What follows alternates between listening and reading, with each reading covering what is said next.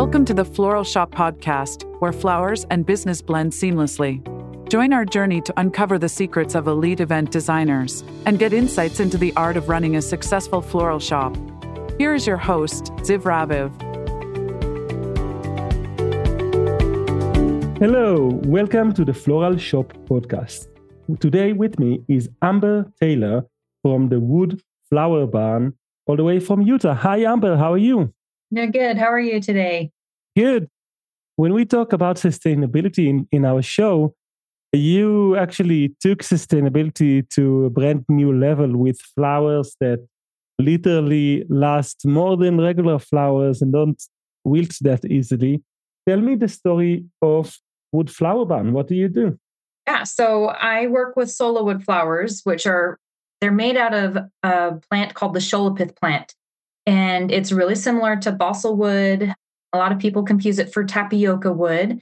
It's amongst the lightest wood in the world, but it's grown in marshes, typically in Southeastern Asia, especially in like Western Bengal, Eastern India. And artisans take the reeds, they'll shave them down into sheets, and then they'll be able to kind of fold them and cut them using a variety of different tools to form these beautiful flowers. There's hundreds of different styles, and they take on color extremely well. People use different types of paints like acrylic or latex. They can dye them with natural dyes like from beetroot or from turmeric. And so it's just a really great sustainable way to get another option for flowers that don't wilt or die as fast as fresh florals. So these solar wood flowers, like how much do they really last?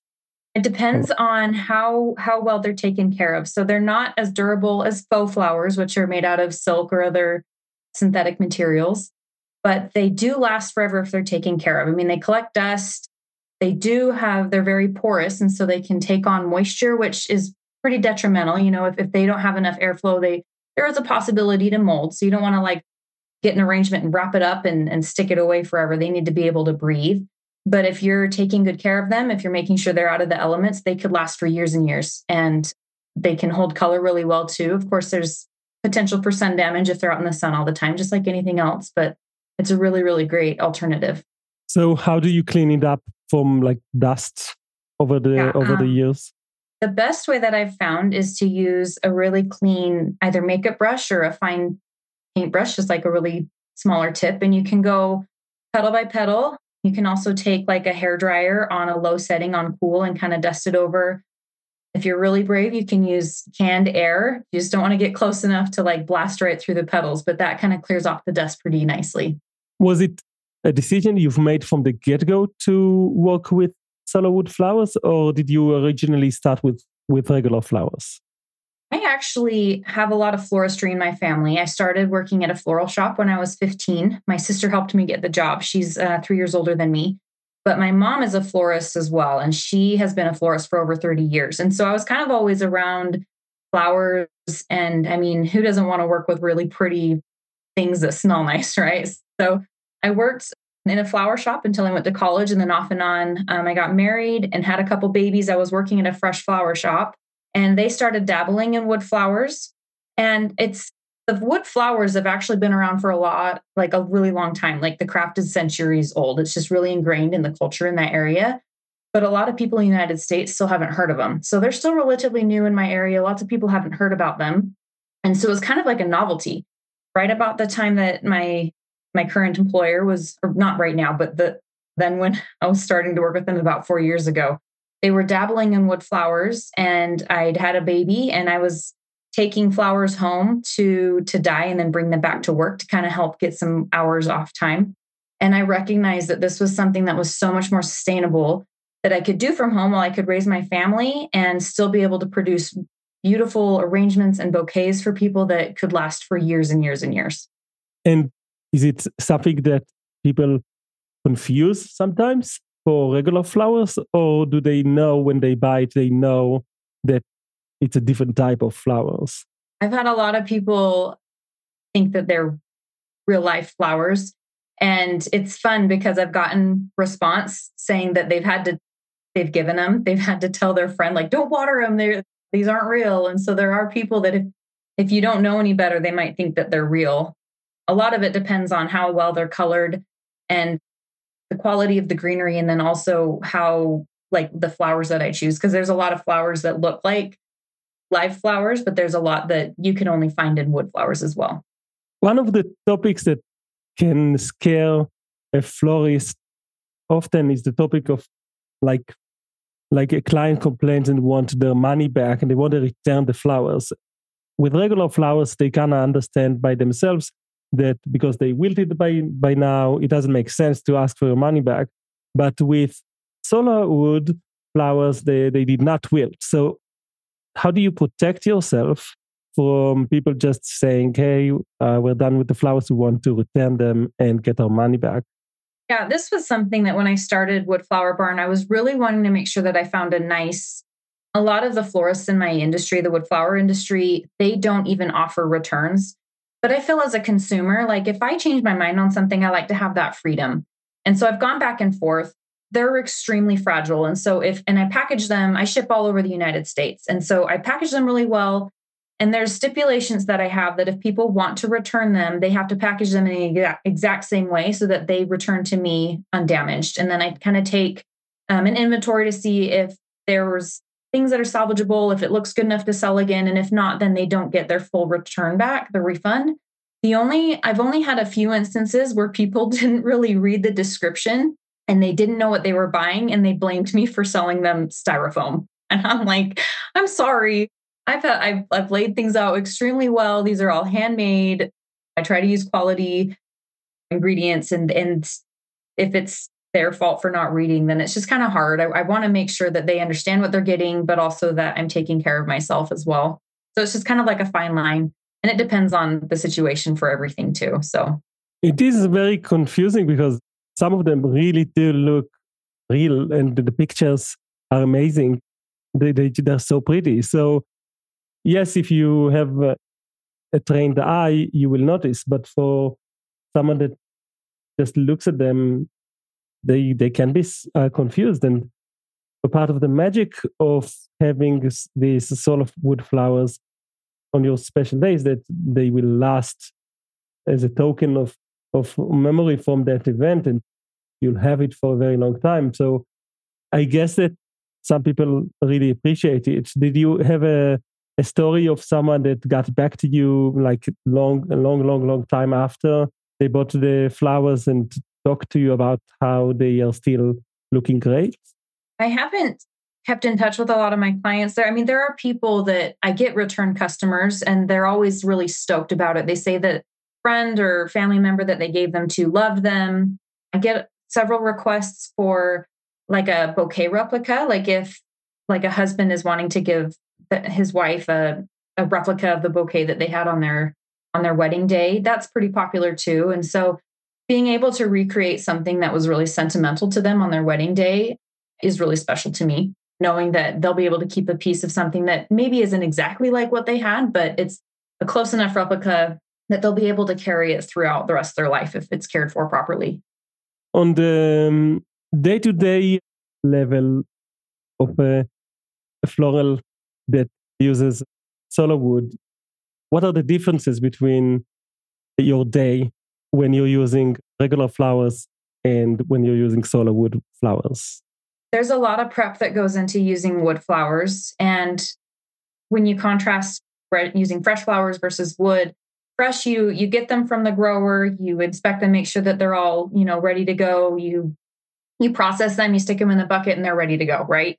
It takes over 20 steps to get from, I get in the shipment and it takes 20 steps if I want to use one flower all the way through putting it in an arrangement. And so it's just like, I think I've counted it up a couple times and it's about how many times I have to touch the flower to make sure that it's ready to go, because that includes fluffing, painting, putting the additives in the paint so that it doesn't saturate too strongly or less than I need it to. Stemming, making sure, you make sure it's all dry first. You got to stem them. Sometimes there's a little crack, so I got to go back and fix the flower. And so it's a lot more tedious than just being able to pull a couple flowers from the cooler and stick them in a pretty vase and then off you go. Wow. So you actually do all of the coloring yourself? Yes. That is labor intensive. That's why you can promise to be so accurate with the matching the colors to the theme of the wedding.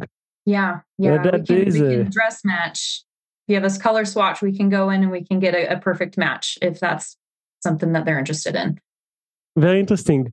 So, what's your favorite client? Is it someone that like buys one bouquet? Do you have like clients that actually go in and use these for centerpieces or for their entire event decor? So I go back and forth. I really love being able to do smaller pieces for people that may have lost a loved one. They'll come in and they'll buy like a sympathy piece. And most of the time when I get orders for smaller arrangements, it's for someone that's like get well, congratulations, thinking of you, or condolences. And so I love knowing that my flowers are something that individual can tie to whatever event they were going through. And hopefully it can bring them peace and happiness for like a really long time. But I really, really love when I get couples that are planning a wedding. They have a very specific idea in mind, and I'm able to pull their ideas. They'll send me like a dozen pictures or whatever of kind of what they're thinking. And I'm able to pull elements from these different pictures and create something that's so completely custom to them that it couldn't ever be reproduced by anyone. And so that's one of my strong points. I offer completely custom weddings. I don't do like a mass production of here's one wedding bouquet and I will do it 20 times and sell it to 20 different brides. I make sure that every wedding that I do is so completely custom that the couple purchasing the wedding package it's like completely unique to them and their circumstance and their vision. What about marketing? How do you actually get people to know about you and to find you? I've done a lot of different methods, I guess. I know social media is really huge and it's very tricky to master. And it's also really time intensive. And I was hitting social media pretty hard for a while. And I don't know if it's just the following that I was using, but also I didn't have enough time to be able to dedicate directly towards gathering the people that I need that would actually purchase. And I found that even though I have a couple thousand followers, none of them were converting into customers. And so I invested in some SEO a couple years ago, and it's still coming back. I'm not very active on my social media anymore. I mean, every now and then I'll post, but the orders that are coming in are organic, coming through like a Google search or something. And I know that's directly related to the SEO that I put some effort into a little while back. These days, do you still do anything to do SEO? Do you still add more content to your website?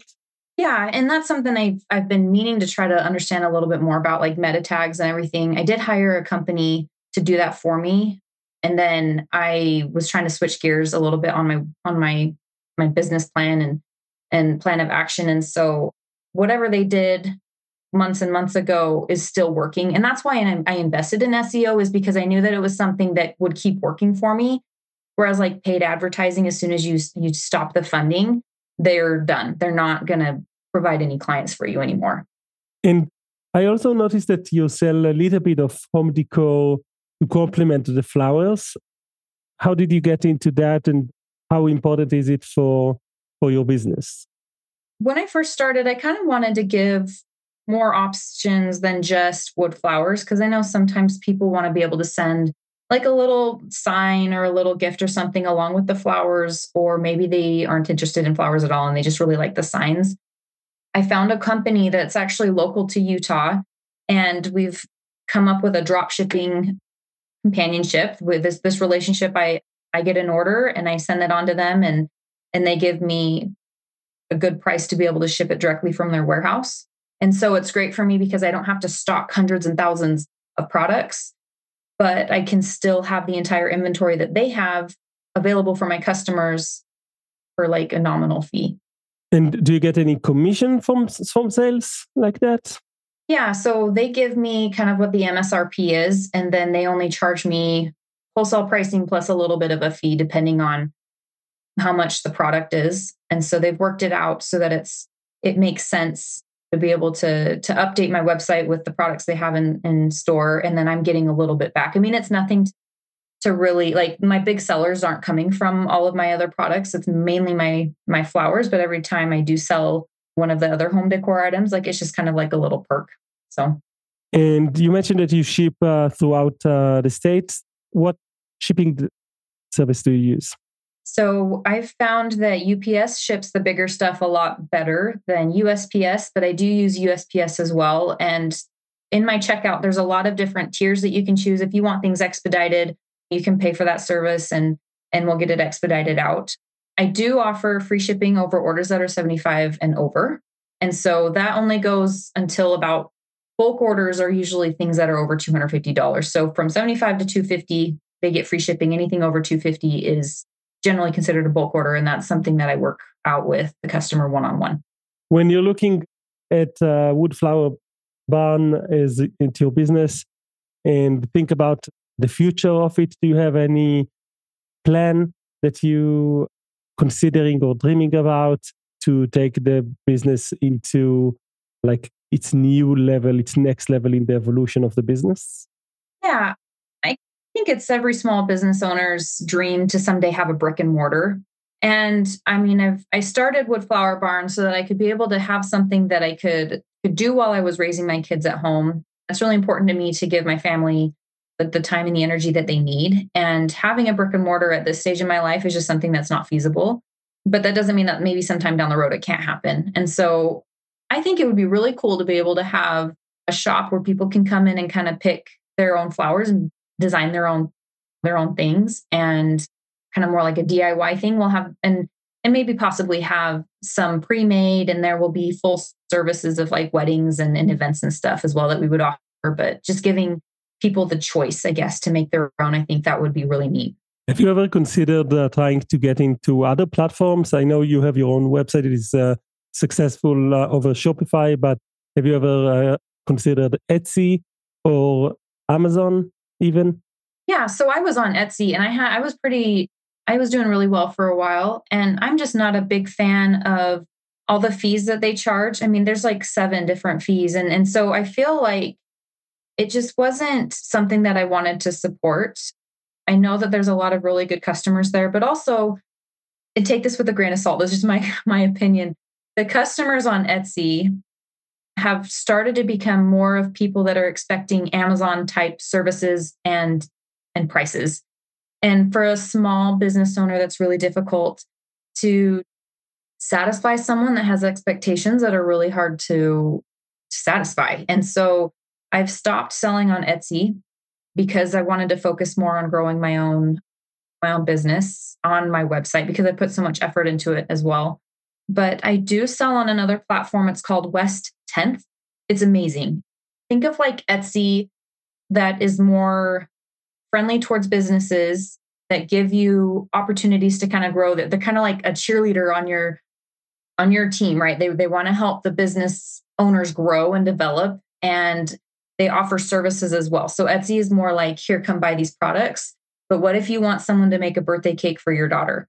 You're going to want someone that maybe is local, that does a really bang up job of it. And you can go to West 10th and you can find local bakers, photographers, wedding planners, anything. They've got so many different little shops, and they provide business owners an opportunity to sell on a platform. You only pay when you get a sale, and they encourage you to mark up your prices and everything. So I know people are like, oh, but it's so much more expensive. But it's like, yes, but you're supporting a bigger cause. Whereas I feel like when I was working through Etsy, I was only supporting them as like a big corporate conglomerate.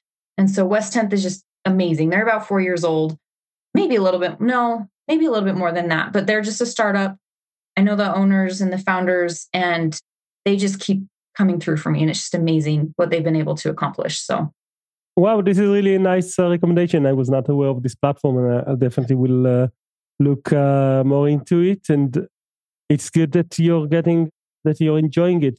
Can you estimate like how meaningful it is for your business? Like, is it 5% of your sales goes through the West End or more? Can you estimate?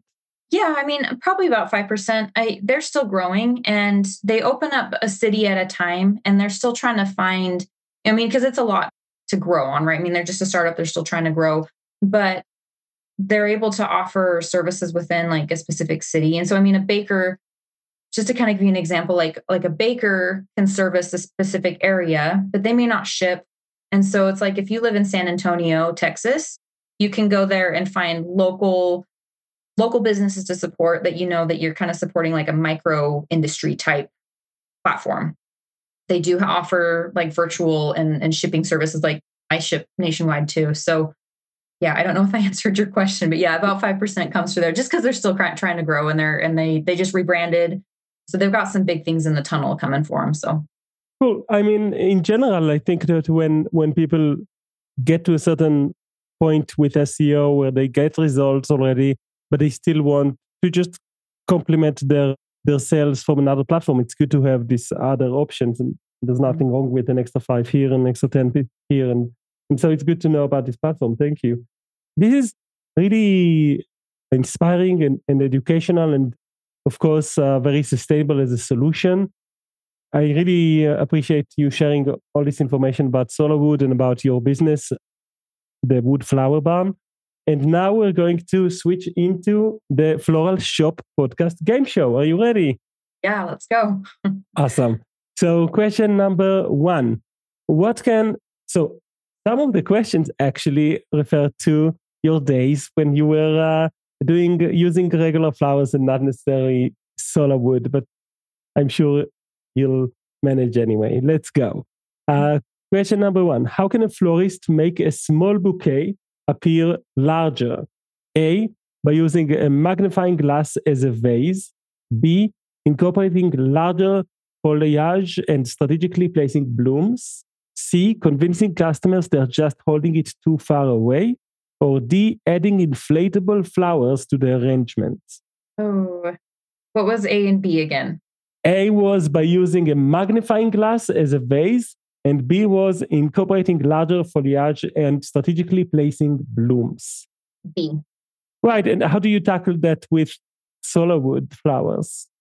I mean, there's a variety of different sized flowers, but also, I mean, there's a lot of different faux greenery and preserved greenery that I use too that can help. And it's just about spacing and being strategically having a strategic mindset about where you're putting things and how you can make them just like fresh flowers, right? You just have to place them. So cool. Question number 2. What's an eco-friendly alternative to traditional floral foam in arrangements? A, using recycled bubble wrap for extra bounce. B, crafting intricate wire frameworks for structural support. C, opting for biodegradable foam made from plant materials. Or D, experimenting with cloud-based virtual floral arrangements. Let's go with C. You're correct. And do you use foam? I do. And it's one of the things that I don't like about it, because I know that dry oasis foam it's not good for the environment, but I don't have very many alternatives. So, okay. Question number 3. When designing a bouquet, what's a creative way to add fragrance? A, incorporating naturally scented herbs like lavender or mint. B, spraying perfume on the flowers. C, hiding scratch and sniff stickers among the petals. Or D, recruiting a team of tiny aromatic fairies. I like the fairy option, but it's A. You are correct. And do you do anything for adding scent to your Sola Wood flowers? This is interesting because they are really great at diffusing scents. And so if you have, like essential oils, you can put them on the base. So the flowers are all handmade and they're tied with string. So if you flip it over where a normal flower stem would be, the base of the flower, if you put the oil right there, it'll diffuse up the petals and it'll smell like whichever scent you have. People actually use them as diffusers as well. So they've got like cotton threads that you'd maybe see in like a wick or something. They use them as wick diffusers, same like reed diffusers. So that's kind of fun. Nice. Question number 4. What's a common mistake to avoid when watering indoor plants? A, using caffeinated beverages instead of water. B, watering only when the plants are begging for it. C, giving them a daily hydration pep talk. Or D, overwatering leading to root rot? I feel like all of them. What's the common one? I think the common one is overwatering. You're correct. And I'm guessing that with Sola wood flowers, do people confuse and try to water them? I think they do. I include a care card that says don't water, but people sometimes don't read. So, yeah. And the fifth and last question, how can a florist incorporate sustainability into their business practices? A, offering a discount for customers who arrive on bicycles. B, using recycled and compostable packaging materials. C, hiring eco-conscious flower delivery drones. Or D, launching a plant a tree with every bouquet campaign. Oh, these are good. What was B again? Using recycled and compostable packaging materials. Let's go with that one. You're correct again. And I guess it would be fair to say, like option E, to use Sola wood flowers, like a wood flower barn. Yeah. But Taylor, you win a design for a newsletter designed from scratch, especially for your business with your pictures and set up in your marketing system inside Shopify so that you could duplicate it and replace a little bit, a line here or a line there, and replace a picture according to your needs. And you'll have a well-designed template for sending more newsletters. Thank you. This is great. Yay. So thank you so much, Amber Taylor, for participating in the Floral Shop podcast. And thank you everyone for listening for another episode. Have a great day and enjoy making people happy. Thanks for tuning into the Floral Shop podcast. For more floral resources and stories, visit our website floralshoppodcast.com or step into our school at floralshopacademy.com. Don't forget to subscribe for our next flowery adventure. Keep blooming until we meet again.